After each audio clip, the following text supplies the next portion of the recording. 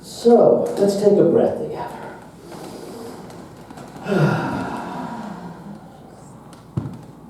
Anthony Ray Hinton, The Sun Does Shine. How many people have availed themselves of the book? Anybody? Okay. So let me give you a quick recap.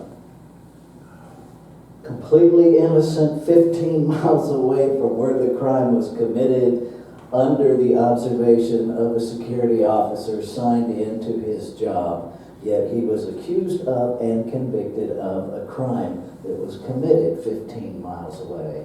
He was told during his arrest that by the detective that, yeah, you probably are innocent, but too bad, because somebody with black skin did it and you're going to take the rap. And that's exactly what happened. For 30 years, he was held on death row as an innocent man, solely because of the color of his skin and because the state of Alabama could. Now, I don't know that I would have had nearly the clarity of spiritual clarity that Anthony Ray Hinton had and continues to have. He was released eventually, and he was released because he had clarity, because he knew, much like Jesus knew, what empowered him. He knew he had agency. And we have to be really clear what agency is. Agency literally means you have the exact same authority as the one you are acting for. Okay? If you work in a company and the president of that company gives you the agency to act on their behalf, you literally are empowered with the exact same authority that that position of president of that company has. No ifs, ands, or buts. Not some of it, not a little bit of it. All of it is what you are empowered with when you have that agency. Anthony Ray Hinton, because of the way he was raised and because he received the way he was raised, it's a both and, because a lot of us are raised with spiritual truth and don't receive it. Yeah. A lot of us aren't raised with it and find it. So it's not an either or. But he understood responsibility and he understood agency. Because while he was completely innocent of the crime that held him on death row, he was not always innocent. And he talks about this in his book. There was a time, and bless his heart, I don't know what he was thinking, and he tells you in his book he's not sure what he was thinking. He went to test drive a car, and he just kept driving. He test drove it, and then he test drove it for several years. Because he just kept it. Not okay. It's called theft. And it ate him up inside. It ate away at him little by little because he knew he was out of integrity. He knew he had stolen the car. He knew he'd made up all kinds of reasons why it was okay to do, but he knew it wasn't. And he knew the one person who knew and said nothing was his mother, because he lived with his mother. Now, eventually she's going to put two and two together that you went to test drive this car, you came home with this car, I don't see you making payments on this car, what's up, son? She never said a word to him. She just let him twist in the wind until he twisted himself up enough that he had to say something. And when he did, he went to her and said, I need to clean this up with you. And she said, no, you need to clean it up with the dealer. You didn't steal it from me. You stole it from the dealership. And so to do what you know to do, you take the car back. You don't make any excuses, and you take responsibility for your action, for your choice, and the chips fall wherever they fall. And he did. And he took it back, and he was arrested, and he was found guilty, and he did some jail time, and then he did some probation. The difference in the two scenarios is that doing the jail time and doing the probation freed him. Because that was the fallout of the mistake that he made. What was so torturous about his 30 years on death row is that he knew he was an innocent man.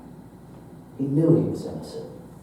And he knew that to acquiesce to anything less than his innocence was to compromise not only his soul, but his agency.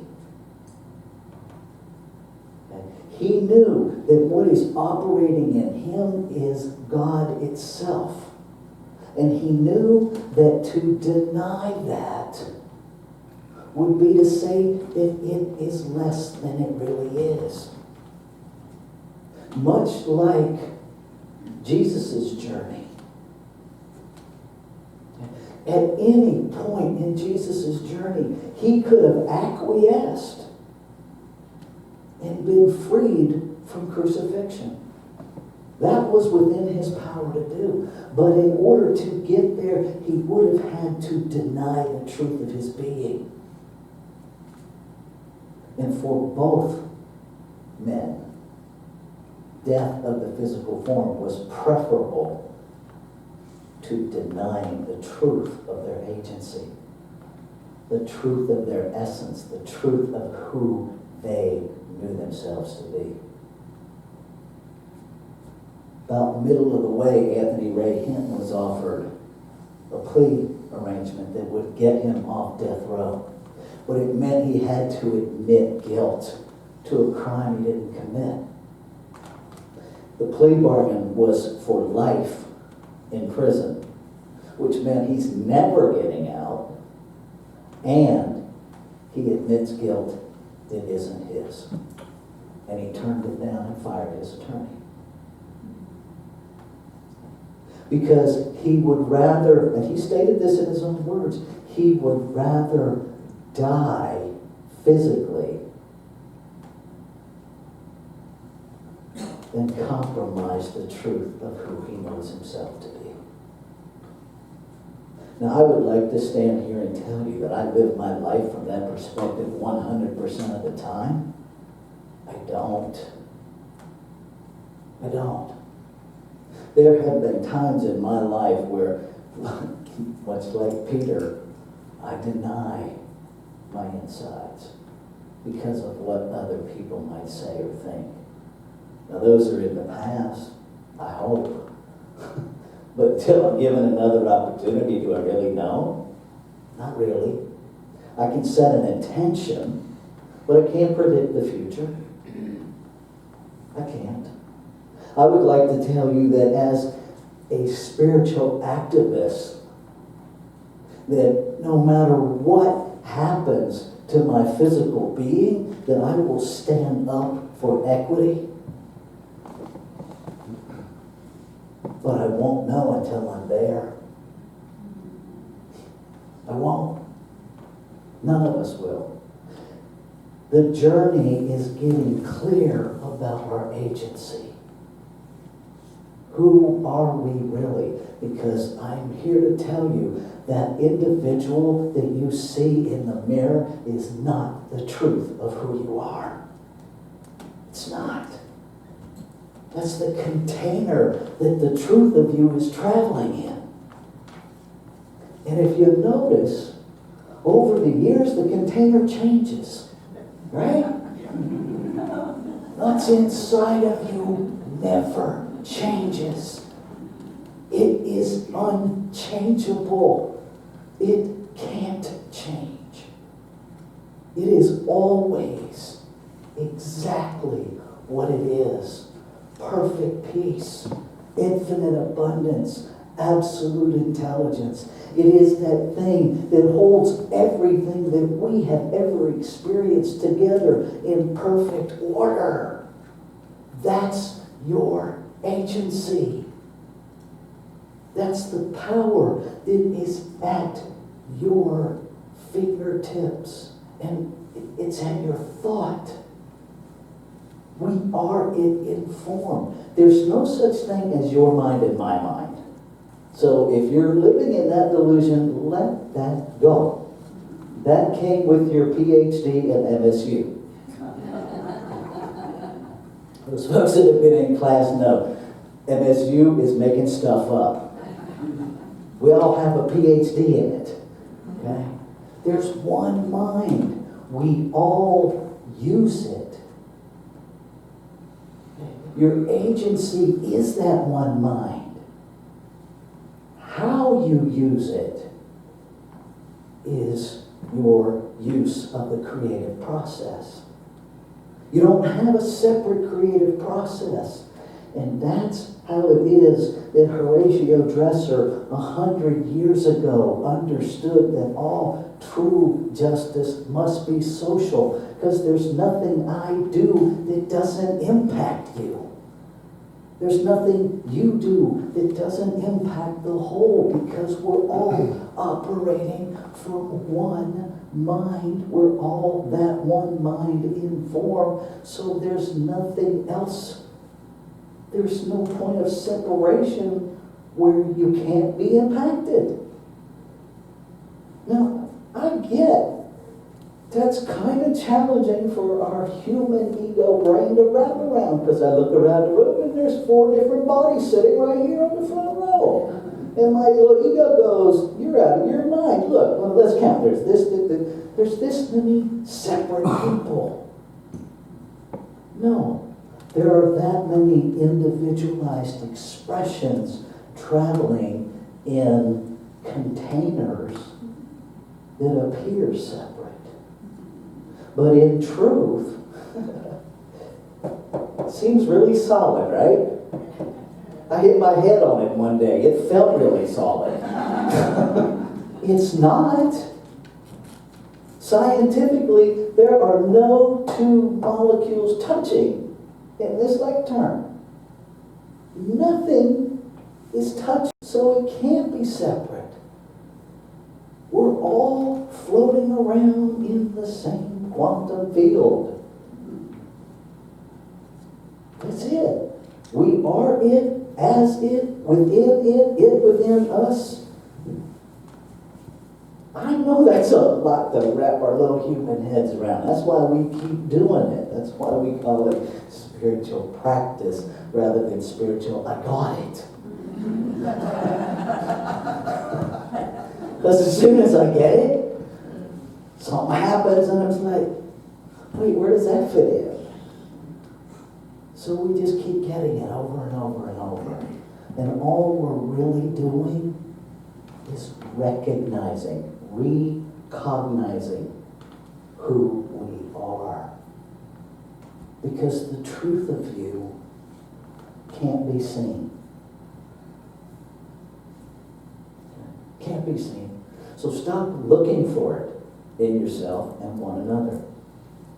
Agency, principle, it's invisible. We are an effect of it. But the totality of it can't be seen. It has to be known. It has to be experienced. It has to be felt. And that's what's available to us. And when we do that, we see the result of that knowing. But we have to stop reasoning backwards, saying, when I see this, I'll know there's a God. No, you won't. No, you won't. You know what you'll do? Okay, so that was all right, but now I need to see this. And you just keep upping the ante, just like Lot did.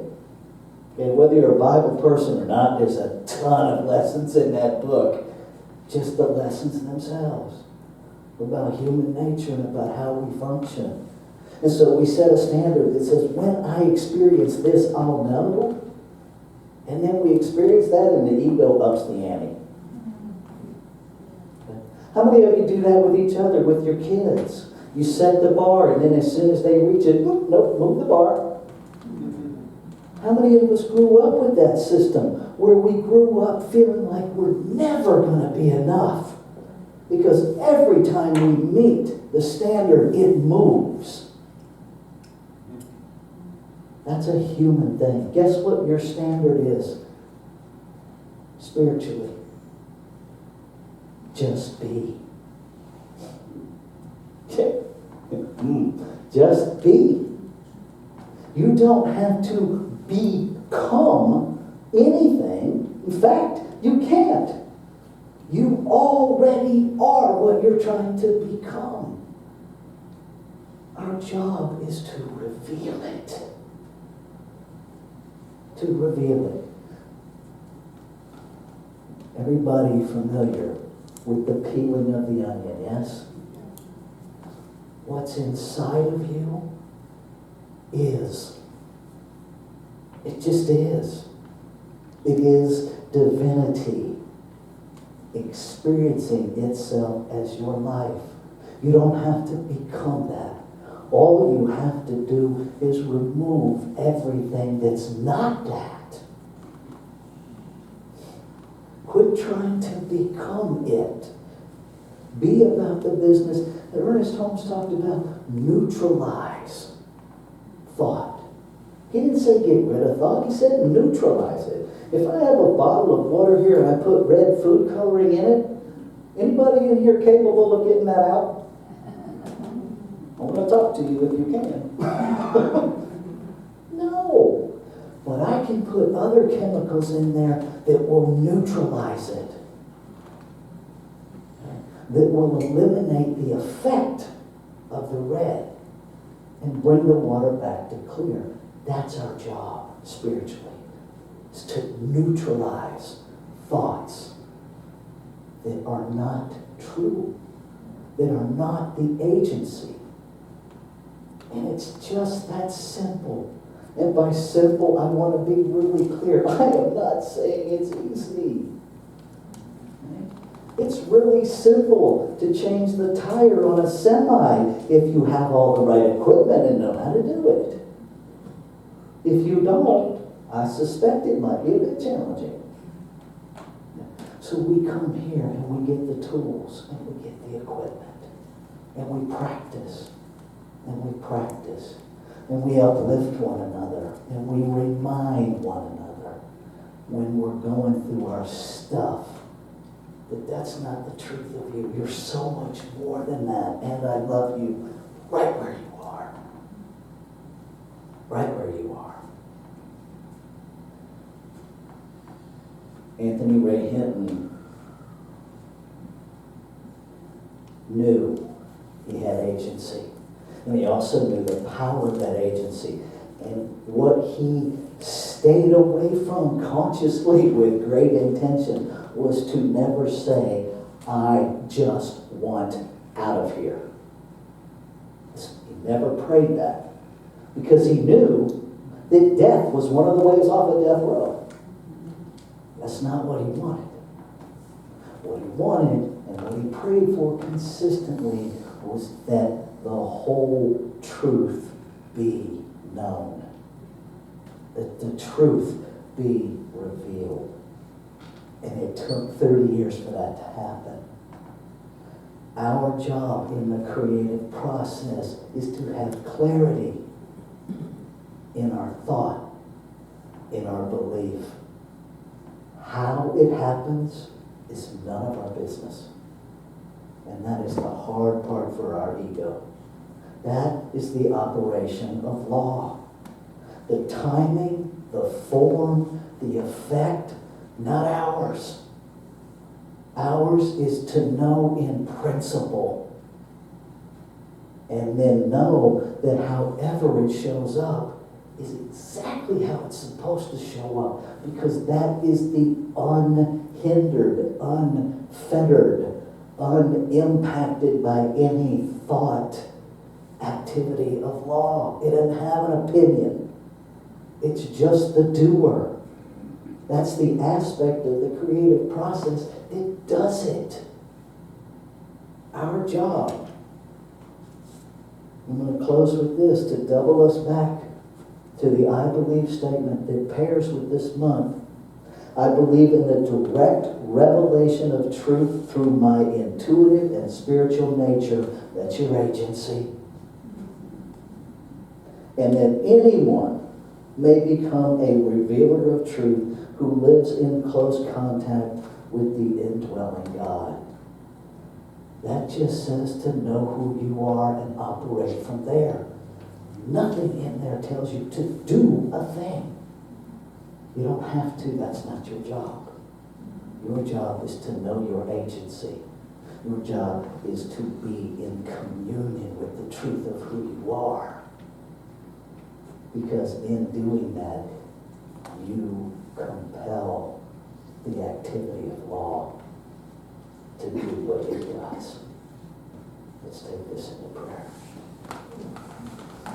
Knowing that there is only one infinite, ever-present allness. Knowing that it creates out of itself, by itself, to be itself. And knowing that I am here in form, I know it must be my agency. That it must be that which is knowing itself as this experience in form. And because I know that there's only one thing happening, I can speak with absolute certainty that what is true of me is true of all. And that the agency that is my being is the agency of all being. And so I speak my word, which is the word of that agency, speaking through me, as me, in me. Affirming, claiming, demanding an experience of itself, a knowingness of itself in every aspect of this human experience. And then as we each lean into that, we step into igniting a healing across this universe that defies human comprehension. That equity simply happens because equity is the essence of oneness. It can be no other way. And knowing it can be no other way, I feel everything inside of me rise up in that gratitude, that place of, holy wow, this is real.